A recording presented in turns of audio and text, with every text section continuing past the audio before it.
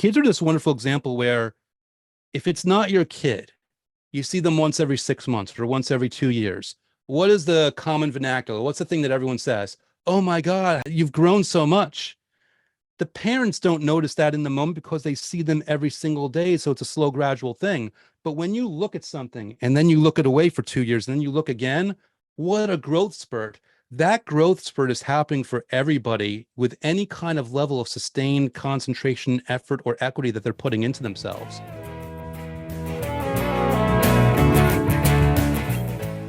Welcome to Gratitude Geek. I'm Kandas Rodarte. Today I'm joined by the author of the last Law of Attraction book you'll ever need to read, The Missing Key to Finally Tapping into the Universe and Manifesting Your Desires, Andrew Kap. Welcome, Andrew. Candace, thank you so much for having me. Really happy to be here and excited for wherever we might take this conversation. Well, I have questions because the law of attraction is one of my favorite my favorite topics of conversation, along with the law of reciprocity. So, tell us your story. How did you become an authority on the law of attraction? It's so like, here I'm the author of this book. It's still weird to hear like even it phrased that way, like being the authority on it. Because to this day, I mean, I view myself as an authority in terms of explaining my viewpoint, but I also view like everyone's technically an authority once they've done it for a month because everything here, it's experiential. You learn through your experiences, especially with the law of attraction. And that kind of like perfectly segues into how I got here because I I mean, we're close to probably 20 years now where I first learned about the law of attraction. And at that point, I was this young, struggling entrepreneur looking for the quote unquote like secret to happiness, secret to success, secret to life, however you might phrase it. And law of attraction honestly was one of the many modalities for me. And to be really candid, it was hit and miss. It was inconsistent. And it took maybe 4 years before I realized that, at least from my experience now, the law of attraction was not inconsistent. I was the inconsistent one because I hit this really harsh wall uh, back in 2008 where I basically lost my business and my relationship of 3 years all in the same week, which to be melodramatic, was like 90% of my life at the time in the span of like 3 or 4 days. And I had to take a really hard look in the mirror and say, Andrew, what are you doing here? You've wasted your 20s. You're unhappy. Nothing's going right. Like, what's going on? Like something has to give here. And I had this very strange, simultaneous epiphany and moment of indignation where I look back on all the modalities and all the methods and all the things. And I said, you know what? I don't care what happens, when it happens, why it happens, how it happens. I don't care about any of that. I'm going to go all in on this thing once and for all because I had this recognition that when I was doing the methods, things would start to work and then I would stop. So I'm going to go all in. In fact, not only is failure not going to deter me, but success is not going to deter me as well, because that's another trap. Sometimes things start to, they're working for us. We stop what we're doing because we think we're good, and then they go back down again. So I said, no matter what, I realize I can't do this all day, every day, human nature being what it is, but I can do 5 minutes of a manifesting method, a visualization, a gratitude exercise, whatever it might be. I can do 5 minutes every single day.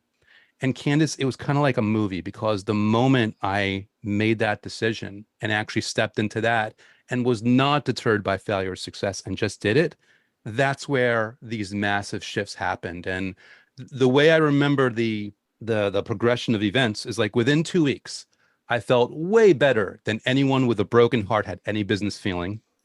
Within 3 months, I was in a brand new, way healthier relationship. Within 4 months, I was making more money than at any point in my life before then. And within 6 months, everything changed. Everything was different. I was in the best shape of my life. I was waking up happy and fulfilled. I went through a period where I lost like 25 pounds in 7 weeks without technically trying. Not that I wasn't doing healthy things, but I wasn't trying to lose weight. It just came off. And I basically learned the hard way that you can call it law of attraction, you call it whatever you want. Whatever this thing is, it works when you work it. And I actually waited 11 years before deciding to write this book because even though I had that epiphany then, even after that, I'd still not given myself permission to make such a bold statement, a bold promise, a bold title, like the last law of attraction book you'll ever need to read. But I finally chose to step into that as well. And, 5 years later from that, here we are. I'm, loving my life every single day and feeling really fulfilled genuinely by the reader feedback and the direction I take with my daily practices. So I have three things. Mhm. One is there's so many stories of people hitting rock bottom and then bouncing back from the bottom, but you don't have to. I'm gonna make my 3 points and then we can touch on each of them. You don't Mhm. have to hit rock bottom to make your life better. You know, I really would love to know what you did in those 5 minutes. That would be awesome. And Mhm. then I love, love, love that you clarified that the law of attraction doesn't work unless you work. So, in any order you want, touch on those three things. Well, I'll try to go in order. And you could tell me I'm a bit of a rambler, so if I forget one, I'll ask you to remind me. But the first one, you made a very, in my opinion, very wise and insightful note there. You do not have to hit rock bottom. And I think sometimes people mistakenly and inadvertently put themselves in that position where like they tell themselves it's not going to work or nothing's going to work until they finally hit rock bottom. But you're right. You can be even on a slightly low level and just decide to make a change. So thank you for clarifying that because yeah, my story is memorable because of that, and a lot of people are. But yes, I couldn't agree more 100%. You don't have to be in a really horrible state, although if you are, it'll work just as well. To answer your second point, or asking like what I did, Before before so we move before we move on, let's also clarify that if you have hit rock bottom, you can come back. I mean, absolutely, there. and that's actually the beauty of it. Any spectrum of where you are in life, from the worst of the worst to slightly worse, like if you have a air in your lungs and a thought in your mind, you have the agency to do this. And that actually segues because you're curious, like, Andrew, what did you do? This sounds amazing. What happened? What did you do? The amazing aspect of actually it's in its simplicity because all I did was go back to either manifesting methods I had learned and engage in, simple visualization exercises, which I can go deeper into details or scripting or gratitude, or knowing that this has to be a sustainable thing for me, I would actually either make up manifesting methods of my own or I tweaked manifesting methods I was aware of in a way that would make them fun. Because the whole point of all this, in my opinion, is if you really want to be consistent with it, if you really want to guarantee it, you've got to enjoy it. You've got to be looking forward to it to some level. Now, you can will yourself through it every single day, but one, it's much more difficult to do. And two, if you're willing yourself through it, you are running this really high risk of actually being unhappy in a negative emotion when you're doing it, which is counterproductive. You're actually inadvertently manifesting the opposite of what you want because you're gritting your teeth through it. So for me, the really huge thing here, whether I'm visualizing on being happy with someone new or visualizing on financial abundance or whatever it might be, I made sure that the methods were easy and fun.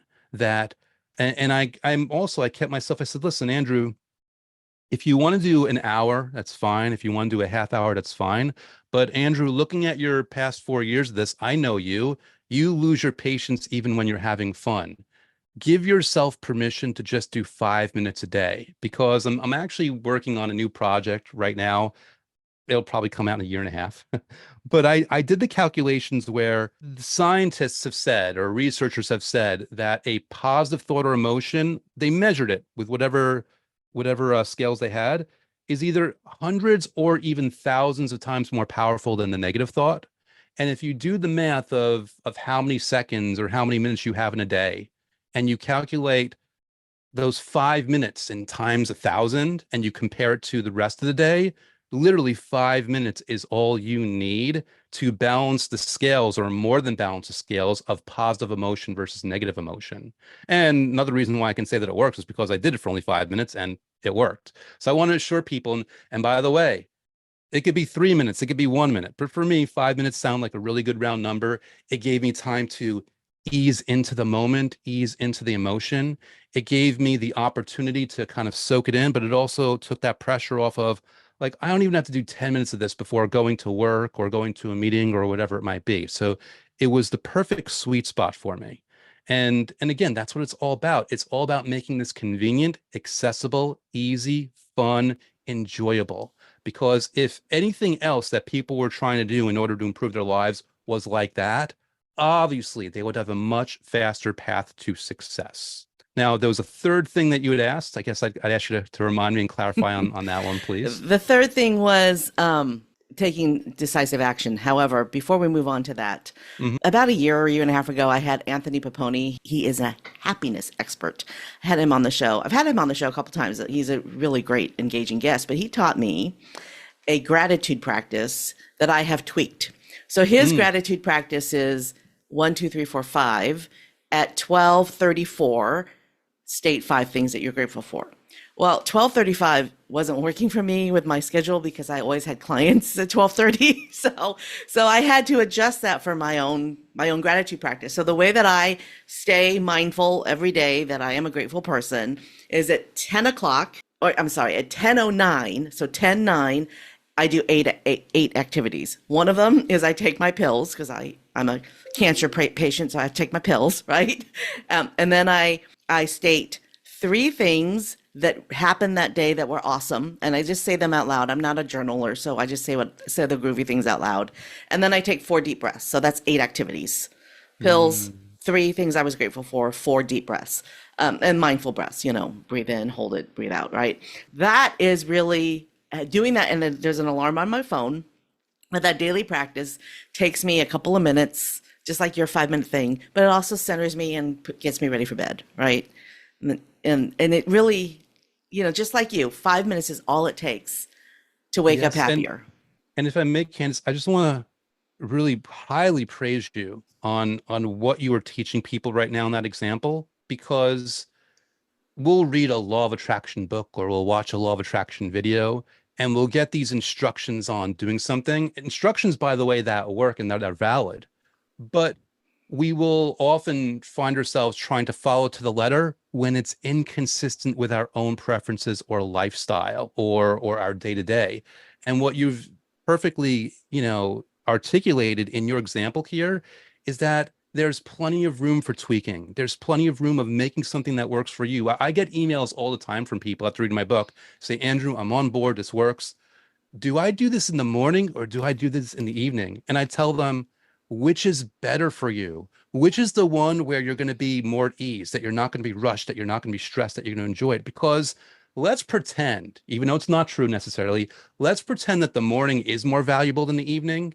If your morning is too stressed to do it, then your evening is more valuable than that, because it's all about which is the one that's going to give you the best emotion that, like you just articulated in your example, is going to make it accessible. And that's the thing I always really implore people. So thank you for that perfect example of why it works so well when people make it work for them. Which leads into my first initial question about Mhm. taking action. Yeah. So for me, I'm an intense student of the human condition and psychology and self-reflection. And again, it was through those 4 years of trial and error and failing a lot that I was able to recognize where I would trip myself up. So for me, the key to taking action is in recognizing my own faults and my own, I'll use a kind, PG-13 word here, or PG word, my own nonsense, how I get in my own way. And what I do is I say, okay, Andrew, what are the things that you can do to clear the roadblocks for taking action? And that's where I say, I make it easy. I make it predictable. I make it fun. I, the beauty of the law of attraction in particular and these manifesting methods is it's not like lifting weights. Lifting weights, even when you enjoy it, it's hard work. You have to really exert effort for this.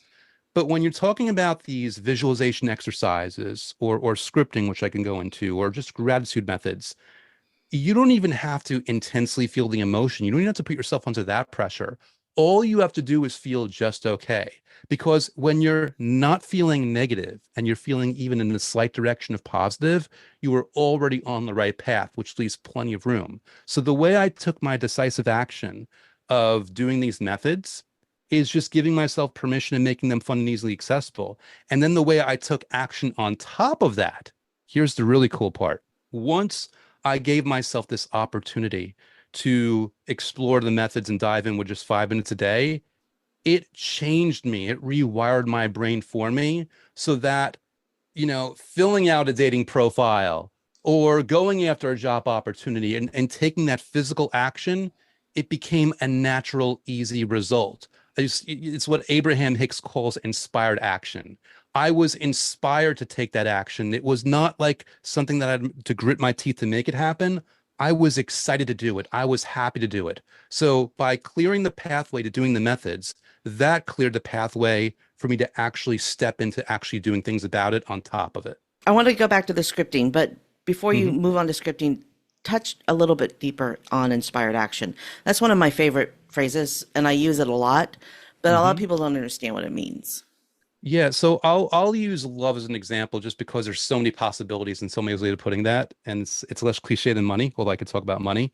So let's say like you're looking for love and you feel like you can't find the perfect, the person of your dreams, the perfect person you're meant to be with. Okay, so you're going to figure out manifesting methods that are just easy for you to visualize what that person might be like. And an easy method right now, I mean, I think called a gratitude blitz, where you set a timer for a certain amount of time, you just come up with things you're grateful for.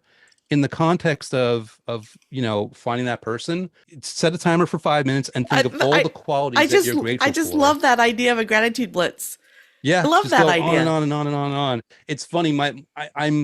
I'm so intentional about my book to be spaced out so that the reader's eye just like glides through the whole thing. And there's one page in the book where there's no space. It's just like one block of text of all the things like I'm grateful for that I thought of on the fly. But yeah, you get this blitz and you think of all these qualities of that you're grateful to be for. And you do that enough and you enjoy it enough where one day you're going to wake up and you're like, you know what? I think today's the day that I'm going to join Hinge. Or you know what? Today's the day I'm gonna hire a photographer to follow me around and take really good photos of me for my profile. You know what? Today's the day I'm inspired to tweak my profile to say something that I didn't have the courage to say yesterday that ends up attracting that person. Maybe you say something bold. Maybe, I mean, obviously everyone thinks Star Wars is cool these days, but there was a time where people thought it wasn't cool. Maybe the person finds like, I'm going to be brave enough on my dating profile to say I love Star Wars. And then the love of their life, who also loves Star Wars, notices that on the profile and is now brave enough to reach out to them. So inspired action is about doing something, whether it's physical or it's just a choice, it's a decision, it's something that you write, it's something you intend or you say, and all of a sudden you are acting um really fulfilling your desires and taking these actions that are you kind of like in the deep subsets of your mind, you kind of know what you're supposed to do. You just don't have immediate access to it. You find yourself automatically, it's almost as if your subconscious mind is now steering the wheel because it knows exactly where to take you. That is my best off the cuff, yet rambly explanation of what it really means to take inspired action. I want to add to the whole dating profile thing. So I've been married for God, more than 25 years, but I'm not sure how many more anymore. And but before I met my husband, I was on one of those dating profile apps that existed before we had phone apps. So, dating website. And I met a man, and on our first date, our profiles matched and we had a conversation and it seemed like, okay, I'll go on a date with this guy. So on our first date, he was wearing a Star Trek communicator badge that you could actually push and it would beep. Mm. And we dated until he moved. Because he showed up as his authentic self, and I just Yes. happened to have been attracted to that authentic self that he showed up as, and that was in the early 90s, right? So that was before it was cool to like Star Trek, right? Yeah. Although I'm not sure that's true. I think it's always been cool to like Star Trek. But Yeah, for the right people, right? yeah. Especially your right person. Yeah, for my right person. But I ended up marrying a man. And when we got married, the Star Trek Voyager series and Star Trek Deep Space Nine were on, and that was what we would do together. They were on the same night, and that was our night that we looked forward to watching TV together when we first started dating and into our marriage. I have Star Wars art on my wall, but really I'm a Star Trek fan. So- but Hey, listen, if it's in the stars, it's all good, right? It's right, exactly. But yeah, I mean that is what there are a lot of other things that my husband have in common. There's more things that we don't have in common than we do, but we had that one, grounded, authentic, this is what we really love and we love it about each other thing, Yeah. right? And so that's why it's really important to be authentic in your dating profiles. Yes. And I've noticed people like whenever I've really had strong feelings for people, and I try to look back. It's a hard thing to dissect. You almost don't want to, but I've had this recognition that it's those people that are unapologetic in their passions. Like, I don't know if you think this is stupid, but I don't care. And this is just me. That's kind of like the attitude that I love, whether or not I'm into that thing. And there's a power and a magic to it. And again, quickly, like going back into inspired action, we will often filter and censor ourselves because they're thinking, oh, if I put down this Star Trek or Star Wars thing, all these people that might work for me are going to pass on me because they're going to think I'm silly or whatever. And not ironically not realizing that they want that filter. They want to get rid of the wrong people for them and this blaring green flag for the right people. Oh, And then yeah. when you do these methods and you're thinking about it, you're like, okay, today's the day I'm going to put this down. Well, part of the law of attraction is also learning how to repel. A magnet has two sides, one attracts, one repels. Hmm. You need to have a balance. You can't just keep attracting all the wrong things when you want to attract the right things and repel the wrong things. That's I've never heard it put that way so brilliantly before. And Thank you. and I steal all because my you're ideas from other attracting, people. yeah, it's like cool. Because think about it. I have a bottle on my desk right now. The only reason that I can put the bottle down is because there isn't a jug of something else already there. You have to the beauty of that's really cool. I never thought of it. Now I have this visualization of like not only attracting what I want, but automatically the things that I don't want being repelled and me being safe and protected from that and me being insulated from that because it is and it's an automatic thing. That's the beauty of it. When you're it's like a seesaw when one side goes up, the other side goes down, and you can't make them both go up at the same time. And that's the beauty of this, law of attraction, getting what you want and not getting what you don't want. But you can also balance a seesaw. True, but yes, probably I guess it's a bad explanation. But I'll say this. No, but it's an addition to your explanation because sometimes Mhm. that you do need the balance. Yes. Some things, I Well, mean, if you don't want, I'm trying to think of something bad, but let's say that you want to lose weight, but you hate exercise. Well, if mhm. you want to lose weight, you have to do some sort of movement and exercise. So you need to balance your seesaw. Right, right. And we often think of things in extremes. So like before even thinking about well, like, oh, I have to do the exercise, right? To do nutrition, our brains are like, well, I have to be in shape. Like we're so hyper focused on that. And I mean, you make a really good point. Like, and I believe though, like hearing you kind of say it that way and putting in the balance to me, it comes from the insight and wisdom you gain from allowing yourself to engage in the process.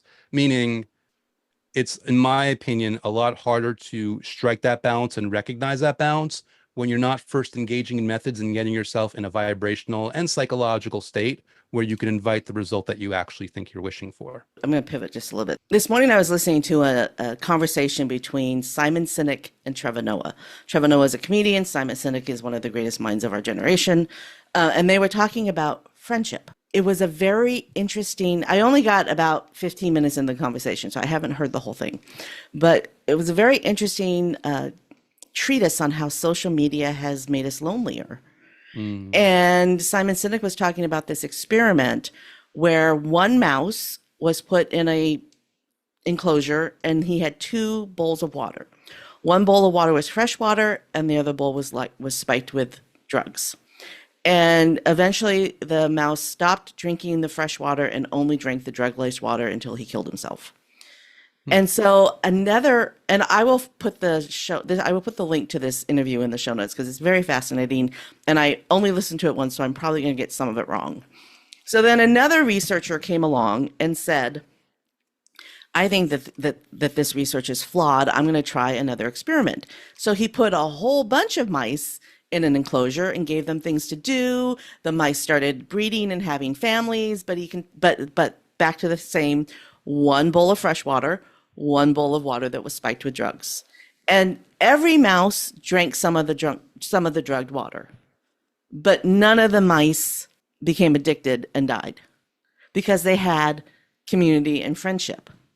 And to me, the law of attraction, this wraps into the law of attraction because I have been, and I hate to admit this, but I've been a little, I don't want to say scared, but apprehensive because of what I see going on in the world right now, where there's just so much hatred, and the hatred is attracting more hatred. Is attracting more hatred. I'm saying it out loud because I don't, and I wish I wasn't because I don't want to make it true.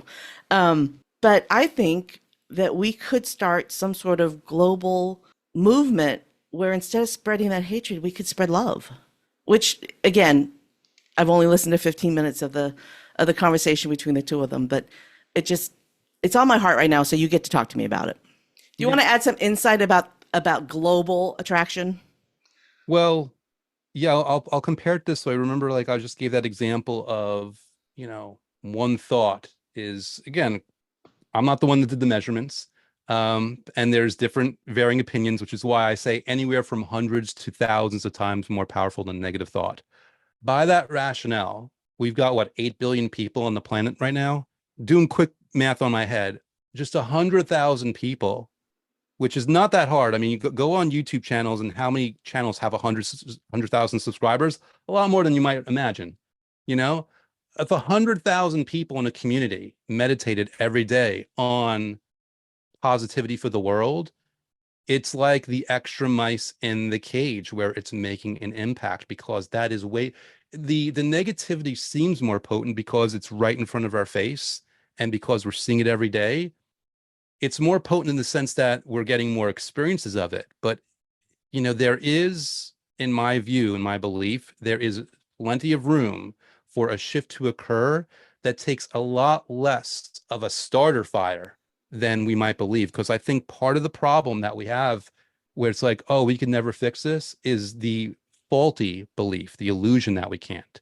If we actually thought we could, we actually realized we could, we would take much stronger, more decisive, faster, more efficient action right now. Yeah.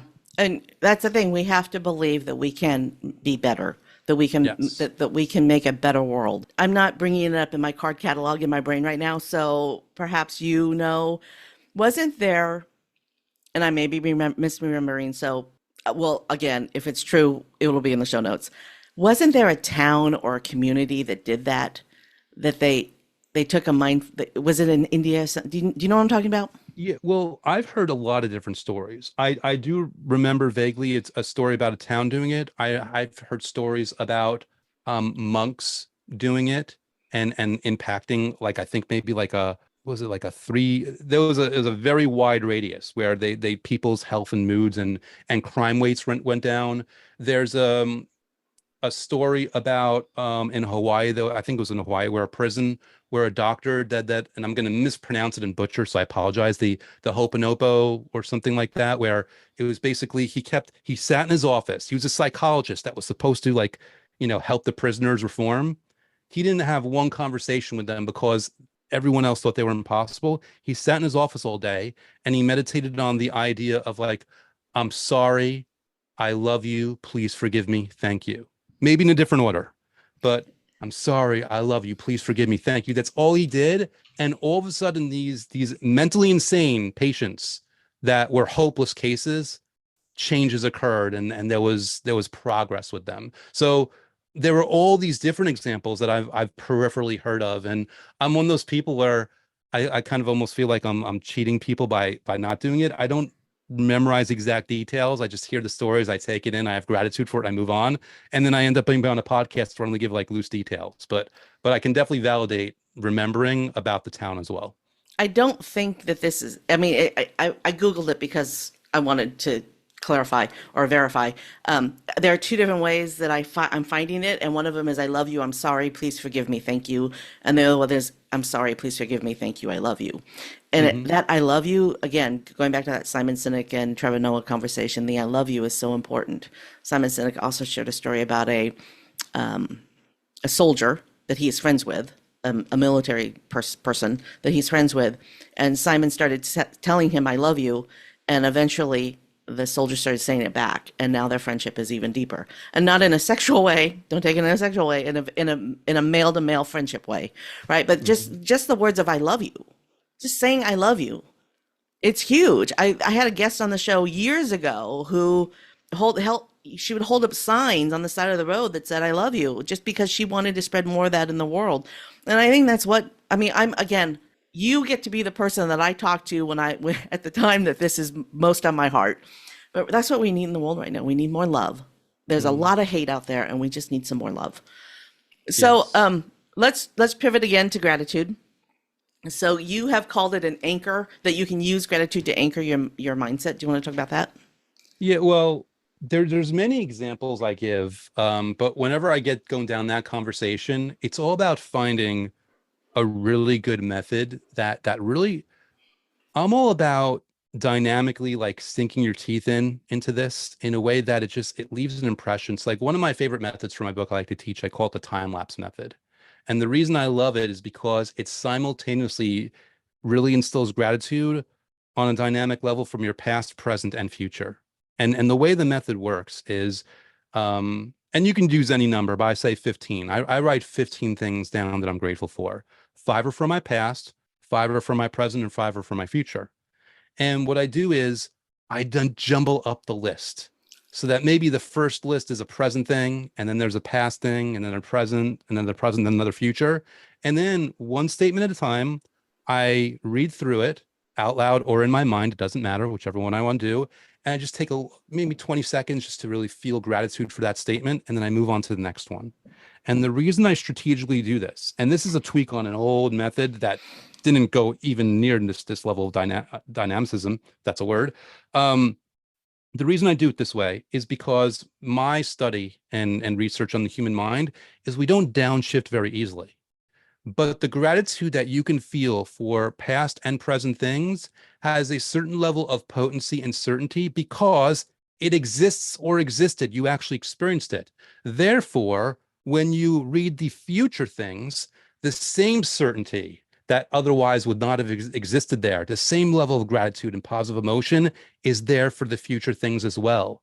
So it's like you want the love of your life and you have a statement, I'm so grateful for meeting the love of my life, and you're reading that in a sandwich between the apartment that you currently have that you love and the cat that you currently have that you love, or the pet, or whatever it might be, there's just more power to it. So you're being strategic at the same time you're just enjoying the moment. And that's me, that it's about anchoring it really deeply, your emotions and your positive emotions, by leveraging stuff that you've already enjoyed or are enjoying and have manifested.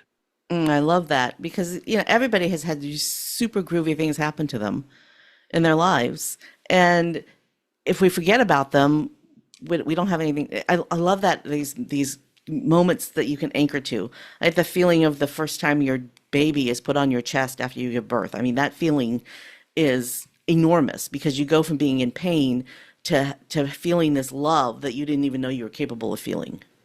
You have Yes. no idea what love feels like until a baby is put on your chest. You Yeah. don't even, And I literally have no idea that because that's never happened to me. I can't, yeah, I recognize though that I don't know. but it's never happened to most men, Yes. right? Hmm. It's a distinct feeling between a mother who has given birth and a newborn baby. It's a distinct It's a feeling. true level of potency that can't be manufactured. It can't be Exactly, faked. exactly. I want to talk about downshifting Hmm. because the first thing that I thought of when you said that was if you need to get up a really steep hill, you have to downshift.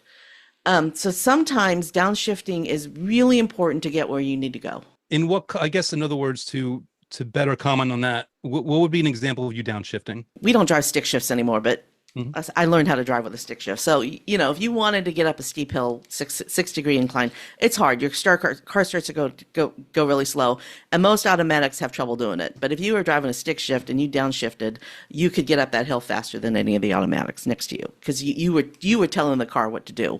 So downshifting it can be thought of as steering.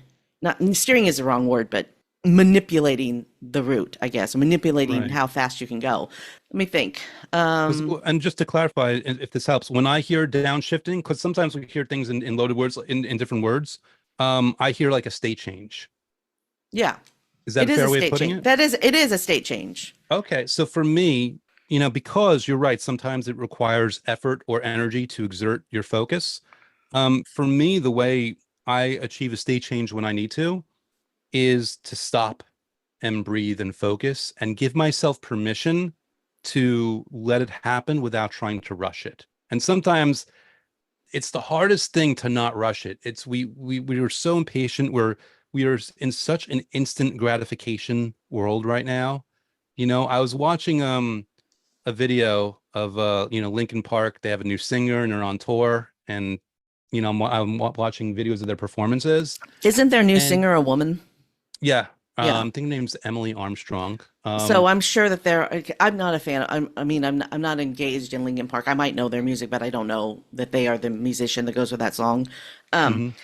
but I'm imagining that there might be some fans right now that are mad because they replaced Oh a man yeah, with a woman. absolutely. I mean, just woman or man, there's a different person in there than their former lead singer Yeah. who'd passed. Um, and the reason I brought it up for this example is because watching these performances, obviously they want to excite their fans and they want to get these really powerful concerts, but there was like flashing lights and it felt like so much. And that's kind of like a visualization where sometimes people are just trying to like force something. It's so loud, where if you have to downshift, it takes more of a sense of ease and calm. And we're again, we're in the society of Control. To me, it's yes. control. Hmm. If you're downshifting, you're controlling the outcome. Yeah, well, and it requires agency over yourself. Yeah. And oftentimes we are practiced to not have agency over ourselves. We are practiced to looking at the flashing lights. So it basically, to me, downshifting, it requires a level of patience. And it's something that you build equity in, that there's compound interest.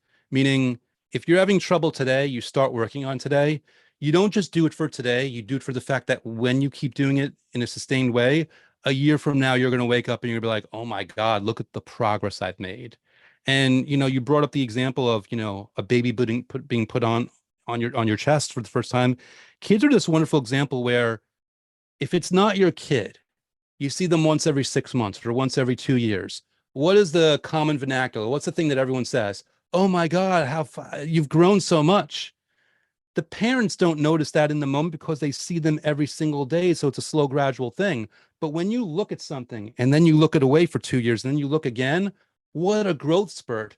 That growth spurt is happening for everybody with any kind of level of sustained concentration, effort, or equity that they're putting into themselves. So it might feel like a very incremental thing of like a little bit of agency over yourself, a little bit of control, a little bit of downshifting. But if you really were to jump into the future of a year from now of doing that for every day, you would be astounded by the level of success and progress that you've got. Yeah. So do you want to talk about ego? Mm.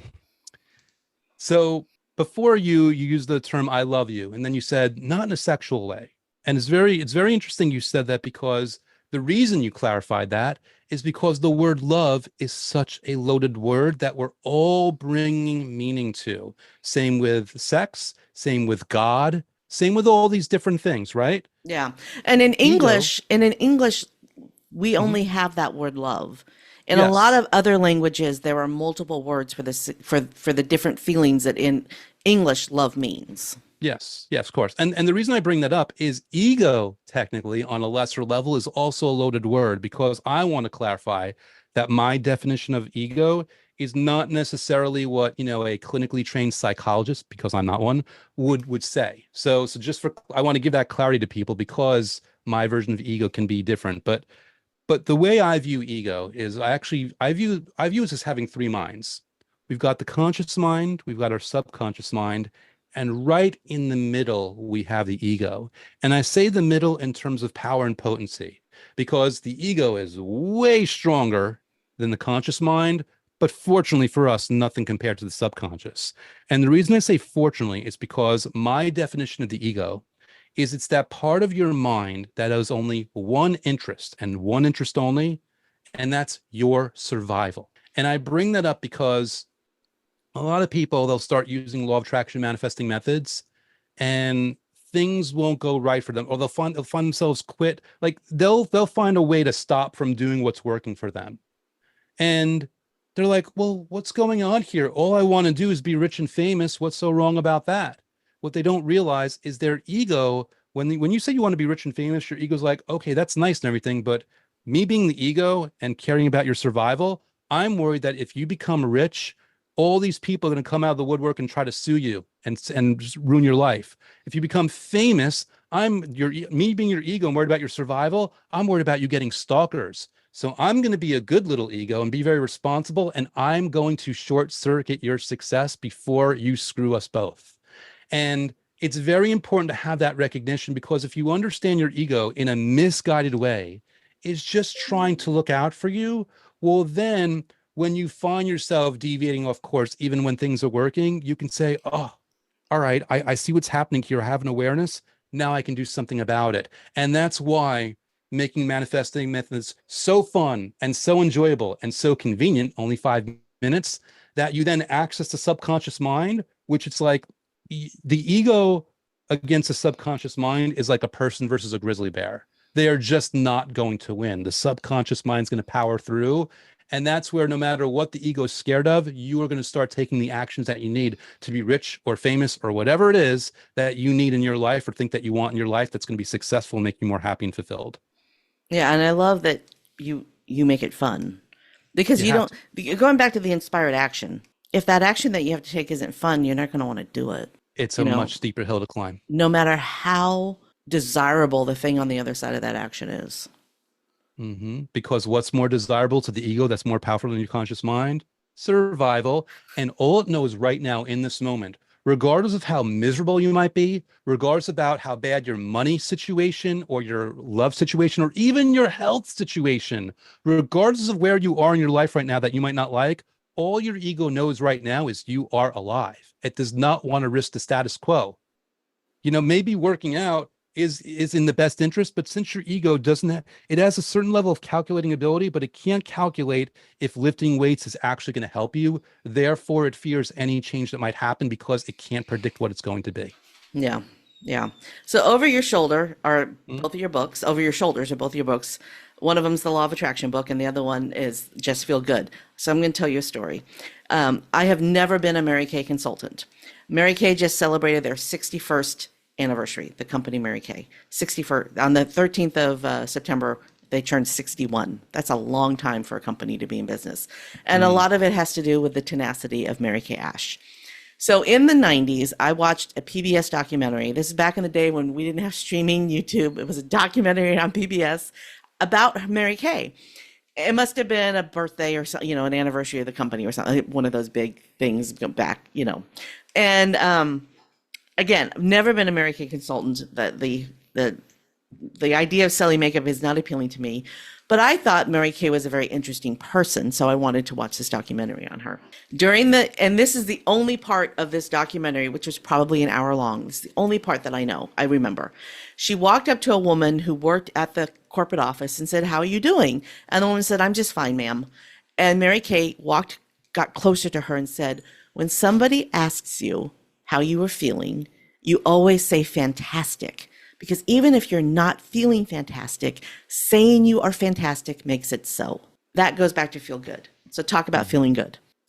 So you'll notice on, I'm sure people here, some people will see this on video, some people hear audio. So just to articulate the cover of Just Feel Good, it kind of looks like this jumbled up parchment with just the words "Just Feel Good" with the sky and nature in the background. And the vision of the cover was like, it's almost like a treasure map where like X marks the spot, but ironically the treasure is the map or the message of the map, which is my long-winded way of saying, if you could just feel good, you're on your way to solving everything you need to. Because every manifesting method that I teach and I advise people, whenever they'll send me emails and they always try to overcomplicate it, I say, okay, here's the point of the manifesting method. Its intention is to make you feel good while thinking about what you have or thinking about what you want or both. If that's all you have to, that's all you do. If you just do that, you are set. And again, we were talking a few minutes ago about like the state of the world and the level of negativity, the level of hate and fear and uncertainty and doubt. Fear is your elixir, your antidote, your relief from feeling good. It's your relief from that. Just feeling good. If you could just do that, find a way for yourself, then you've got the keys to the castle. It really is. I I'm sure it's frustrating for some people that are in a bad state to hear right now. It's frustrating to hear me say this. It really is that simple. And if they only did it, they would get that level of awareness like, oh, Andrew wasn't, lying to me. It's actually that simple. I love that phrase. When you appreciate what you have appreciates.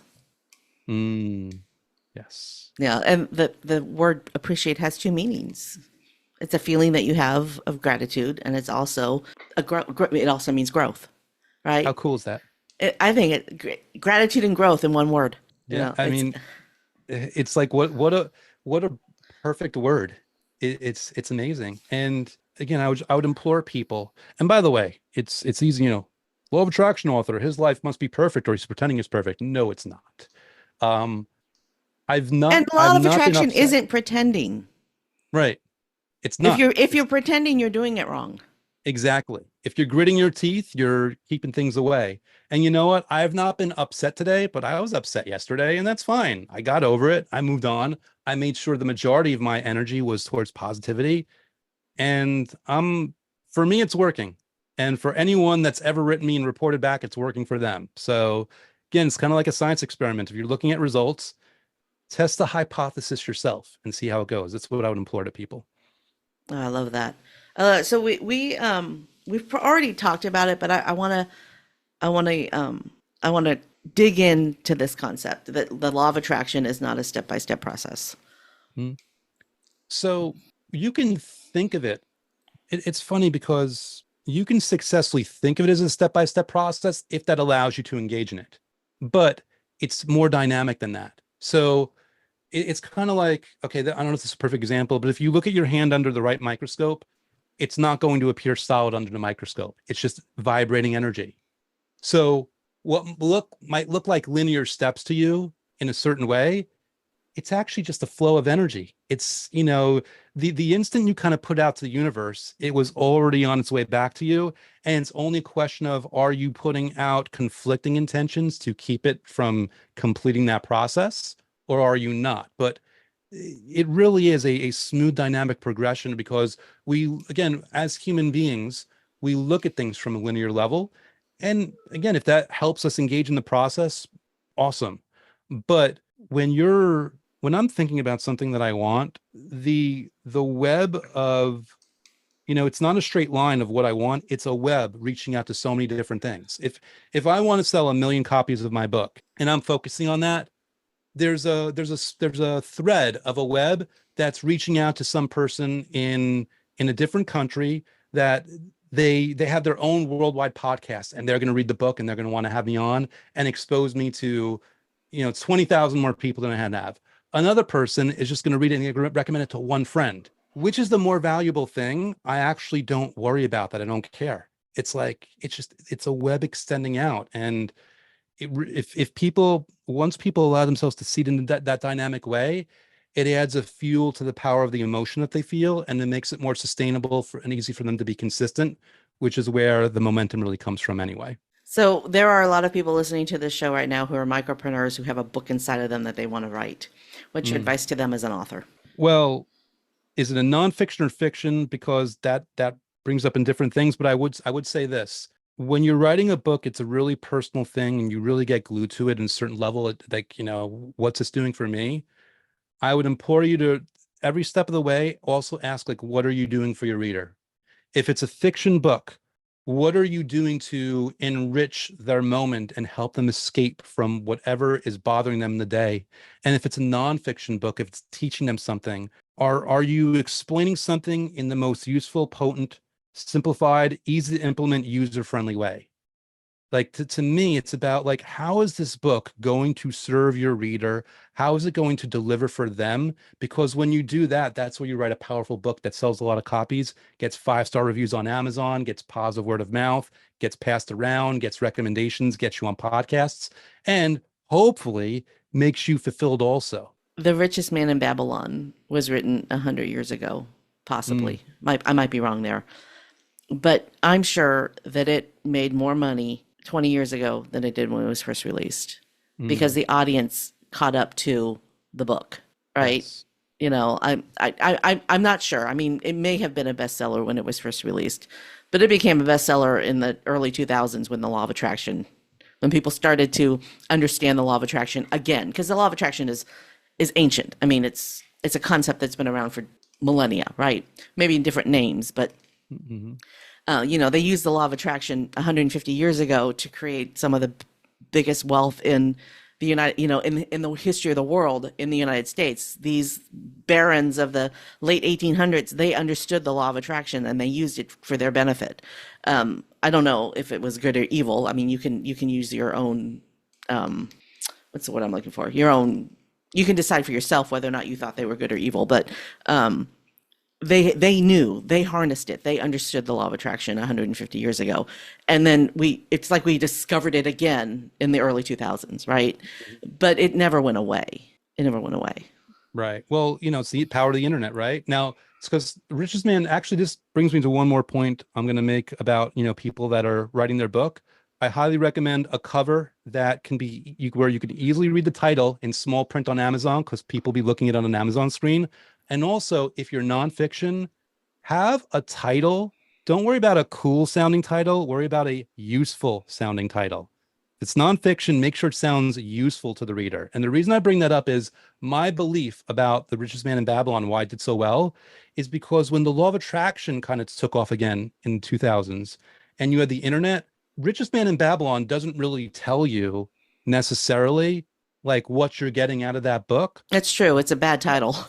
But but it was mentioned in forums with the law of attraction. Like, hey, if you guys are into the law of attraction, well, you should read The Richest Man in Babylon. Then all of a sudden it gets, so there's other ways by which things get around. And, the world may be ready for a book. It may not be ready for it. But when you're writing a message that's true to you, it's going to happen and, true to the reader. But again, things take off for a variety of different reasons. All I would implore people is like, for yourself, for a book, whatever you can do to add positive ingredients for yourself, do whatever you can do, and then let the universe do the rest for you. But you're only letting it do the rest because you've already done your part. Yeah, but the thing with the font on the front of the book, the size of the font, that is true for web graphics and everything. The less you write on the graphic, and the bigger the font, the more likely it is to be read. Yes, And it's like, true. Go ahead. And even like for me, people watching this in video, I mean, the conversation that we've had right now has shaped and sculpted the opinions that people have of me just based on what I've said. But their first view of me, if they've never heard me before, why does this dude have these huge posters of books behind him? It's like, well, if there's going to be a sound bite and hopefully I say something that sounds good, if I just have the book itself out here, can't even read it. Like, I'm thinking like, okay, can I like legitimately stand behind my message? Am I proud enough of my books? And can I represent them well that I don't feel silly or ostentatious by having such a big title?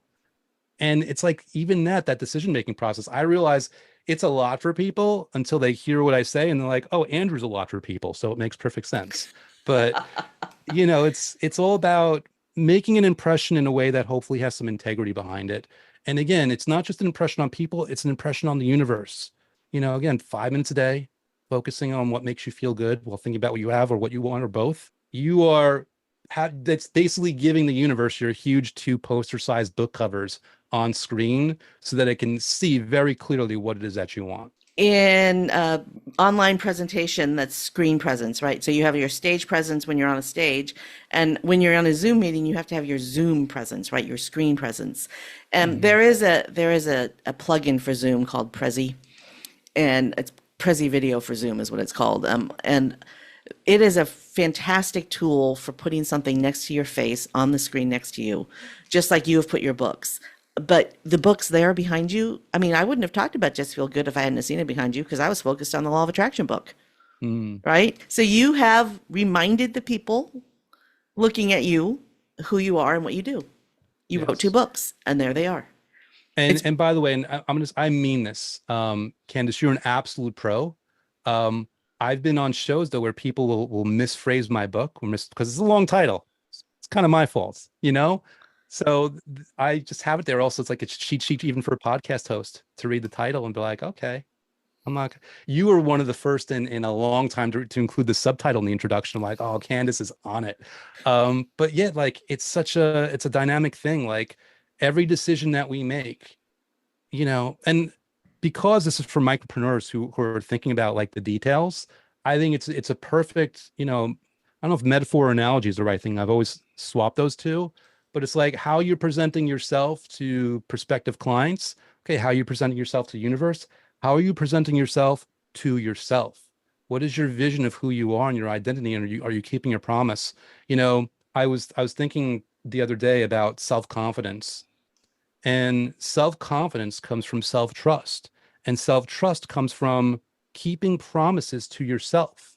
You're going to be way more confident if you say, okay, I promise to like eat this healthy food and then eat the healthy food. Or I promise to make this, prospecting call and then make the prospecting call. I promise to write one chapter and then at least put a first draft of one chapter or one paragraph or one page. Make promises to yourself that you know you can keep and then keep them. And that also adds to the magnification and the power and the potency of your desires and your confidence and willfulness to achieve them. I think trust is an important part of the law of attraction as well. Absolutely. So important. You have to trust yourself and you have to trust others. Yeah, because if you don't, then if there is doubt there, and I'm always hesitant to say this because then people are worried about doubt, and then worry is a negative emotion. But if you're allowing worry, doubt, uncertainty, fear to seep into the process, even when you're thinking about the thing that you want, you're kind of like diluting it at best and repelling it at worst. So for me, it's like for 5 minutes, I'm going to give myself permission to not worry about it and just think about it. For 5 minutes, I'm not going to keep score and be like, oh, it's been 22 days and something has to happen in 30 days. I'm not going to do that nonsense. For 5 minutes, I'm going to be like, okay, does this genuinely feel good thinking about this thing? Because you know what? If it doesn't feel good, then why do I even want it? Mm-hmm. Okay, I want it. It must feel good. It must feel good to have clients pouring in. It must feel good to have 5-star reviews pouring in for the book. It must feel good to have everyone talking about me. It must feel good to get that award. It must feel good to have that big publisher take me on. It must feel good to meet the love of my life and have a great first date and a great first kiss with them and hold their hand for the first time and talk about Star Trek for the first time. That must feel good. Okay, I'm going to think about that and not worry about how or when it's going to happen, because I've noticed that when I don't worry about the timing or the speed with which it happens, I often get something better and faster than I even was expecting. And turn that must into a just. Yes. You can use that if you want to. Careful. I refuse. I'm always going to have to credit where it gets in. So every time I say like, I heard this from Kandas, it's an awesome podcast host, but I take ideas from other people all the time, and I try to give credit where credit is due. It's not always possible because sometimes you forget where you learn things. Everything that we know today, somebody else taught us, right? None of us really have. are standing on the shoulders of giants. Exactly. It's wonderful. Exactly. I am looking at this clock going, darn it, I have more questions to ask. Will you please come back on the show next year? Thank you for the invite. I would love to whenever you want me back, I'm on board. I want to sneak one thing in just because you mentioned you dropped it in case the audience is wondering, scripting is simply journaling about your life as if it's the perfect life that you're leading already in the present tense. Scripting the details, whatever feels good. I just want to get that definition out there because you mentioned it. So if people are wondering, now they know.